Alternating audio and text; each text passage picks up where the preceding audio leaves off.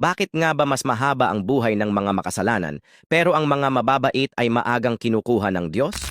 Mga kaibigan, ang Diyos ay maawain at makatarungan. Kapag ang isang mabait na tao ay kinuha ng maaga, hindi ito parusa. Ito'y dahil handa na sila para sa buhay na walang hanggan. Ayaw na silang mahirapan pa sa gulo ng mundo. Samantalang ang mga makasalanan, mahaba ang buhay nila dahil binibigyan pa sila ng Diyos ng pagkakataon na magbago. Sabi nga sa 2 Peter chapter 3 verse 9, hindi mabagal ang Panginoon sa pagtupad ng kanyang pangako. Binibigyan niya tayo ng panahon upang magsisi. Ang buhay ay pantay-pantay lang. Kaya kung may nawala mang mabait sa'yo, isipin mong kasama na nila ang Diyos.